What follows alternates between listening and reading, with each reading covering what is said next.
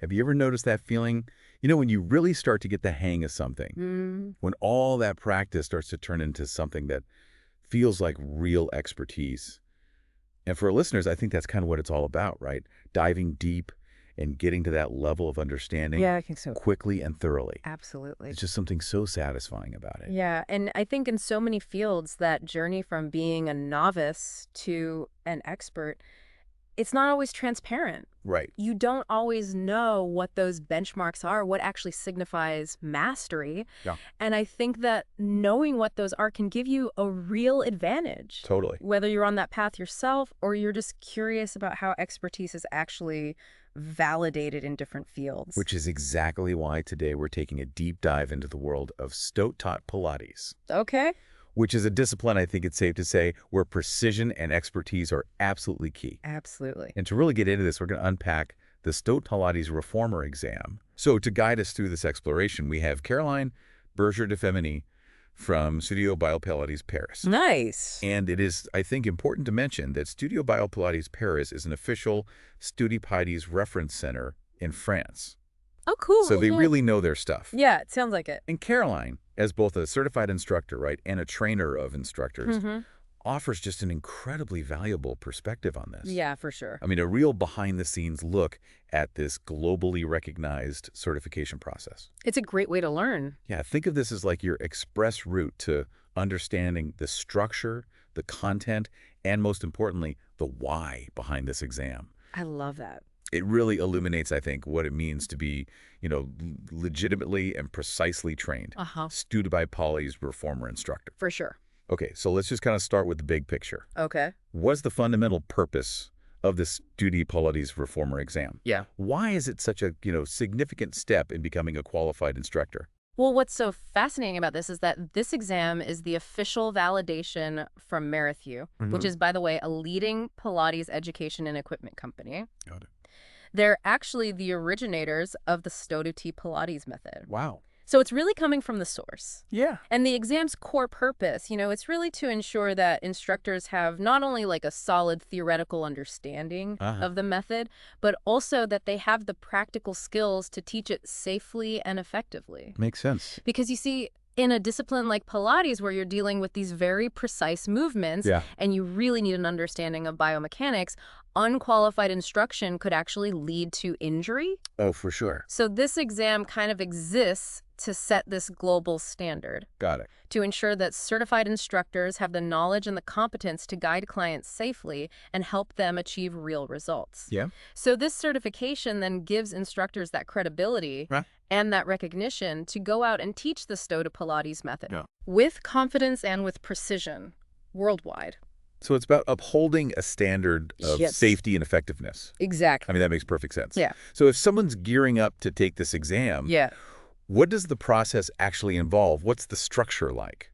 Well, the exam is really designed to assess both the know-how and the show-how through two main components.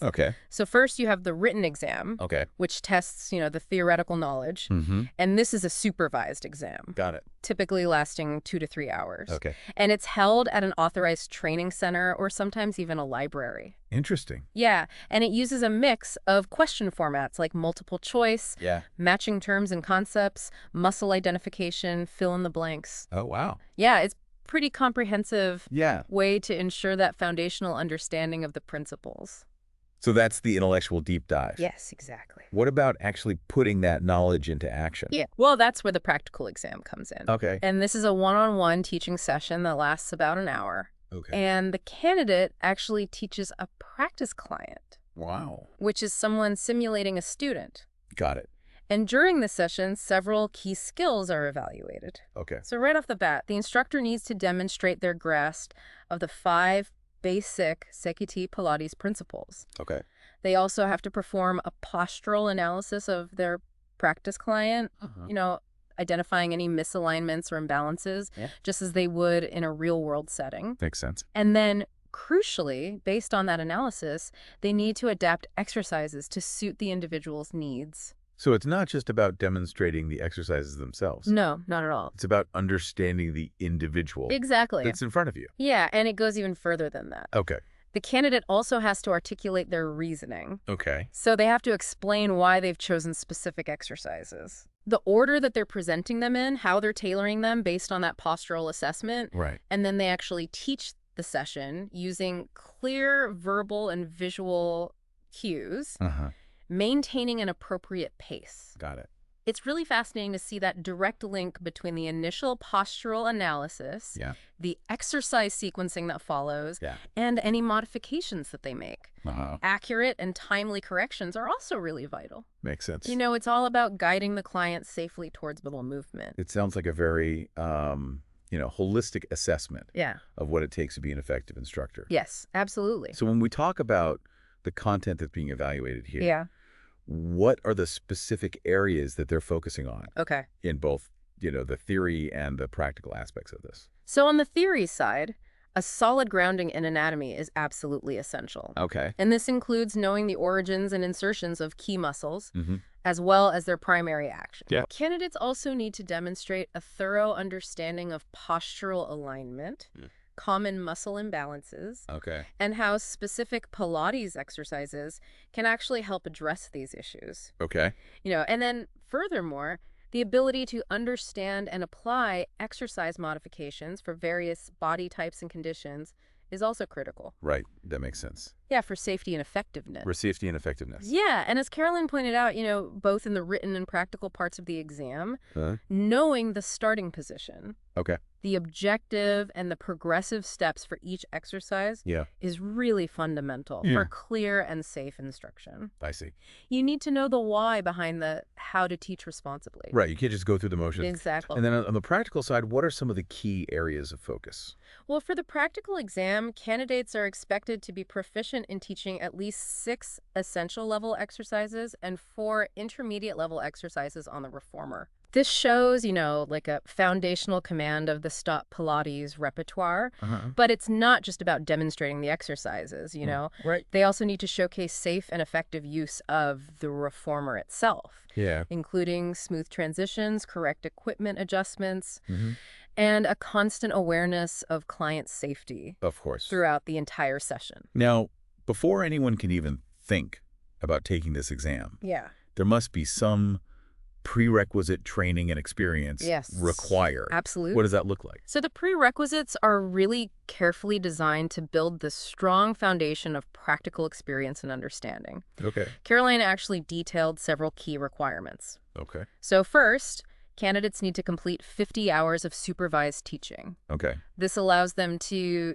gain that hands-on experience, guiding clients under the mentorship of a certified instructor. Makes sense. They also need 10 hours of observation, which can involve watching certified instructors teach live or reviewing official STOTT Pilates instructional videos. Got it. So this helps them kind of absorb different teaching styles and refine their own approach. That's smart. Yeah, and then crucially, 40 hours of self-practice are required. Wow. Which really reinforces their personal kinesthetic awareness and understanding of the exercises from the client's perspective. Right. And finally, 25 hours of practice teaching, whether it's with friends, family, or even practice clients, are necessary to build confidence and fluency in their instructional skills. Got it. As Caroline emphasized, all of these hours are about solidifying their abilities and developing that essential teaching presence. I like that. It's a real investment in becoming a competent instructor. Yeah, that's a considerable amount of dedicated time. It is. It really underscores the commitment involved here. For sure. Is there a specific time frame in which candidates need to take the exam after they've completed that initial training? Yes, there is. Okay. The exam has to be completed within 6 months of finishing the training program. So there's a deadline? Yes, there is. Got it. And if a candidate misses this deadline, they're required to undertake private review hours with a certified instructor. Got it. Just to ensure that their knowledge and skills are still current before they become eligible to sit for the exam. That makes sense. Yeah, this helps maintain the integrity and standard of the certification. So after all that preparation and, the exam day, what are the measures of success? What are the specific passing criteria? Well, the passing criteria are intentionally rigorous, reflecting the high standards of the STOTT Pilates certification. Makes sense. Candidates need to achieve an overall score of at least 75%. Okay. And importantly, this isn't just an average. They also need to obtain a minimum of 75% in each section. Okay. Both the written and the practical components. Got it. This ensures a well-rounded competency, and it prevents someone from, compensating for weakness in one area with exceptional performance in another. It's about balance. Exactly. That makes perfect sense, ensuring a balanced skill set. Yes. So beyond just the numerical score, what specific elements are the examiners actually looking for when they're evaluating a candidate? So the evaluation criteria encompass a range of essential teaching skills. This includes the quality of their verbal cues. Are they clear, concise, easily understood by the client? The effectiveness of their visual cues. Are they demonstrating correctly? Providing helpful visual references? The appropriateness and accuracy of any hands-on corrections and exercise adaptations are also closely assessed. Wow. Are they timely? Are they safe? Are they tailored to the individual's needs and abilities? Yeah. Examiners also observe the overall flow and rhythm of the session. Okay. Does it progress logically, maintain a good pace? The instructor's own posture and embodiment of the Pilates principles are also noted, as is their overall confidence and professionalism. Of course. And of course, a strong command of the Reformer repertoire, demonstrating both knowledge of the exercises and confident execution is absolutely crucial.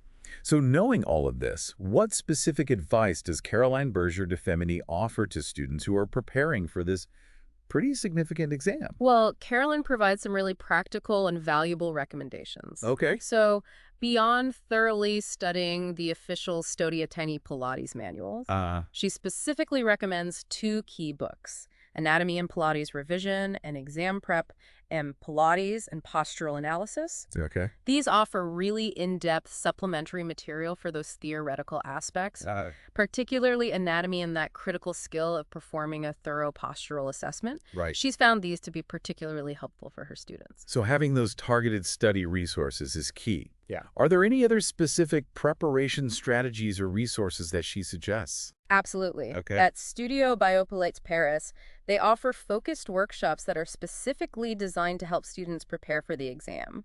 Oh, that's great. So there's a 4-hour exam prep general overview workshop that covers the broader aspects, and then a more specialized 3-hour exam prep reformer workshop that really hones in on those practical elements. Got it. Additionally, Caroline also offers individual personalized coaching sessions. Oh, wow. Which can include mock written and practical exams. That's amazing. Yeah, so this gives students this invaluable opportunity to actually experience the exam format in a supportive setting. I love that. And receive tailored feedback to identify areas for improvement and build their confidence. It's like a dress rehearsal for the real thing. Exactly. That sounds incredibly beneficial. I mean, a chance to really refine those skills under simulated exam conditions. Yes. With expert guidance. Exactly. So let's say that someone successfully navigates this rigorous process and they achieve their STOTT Pilates Reformer certification.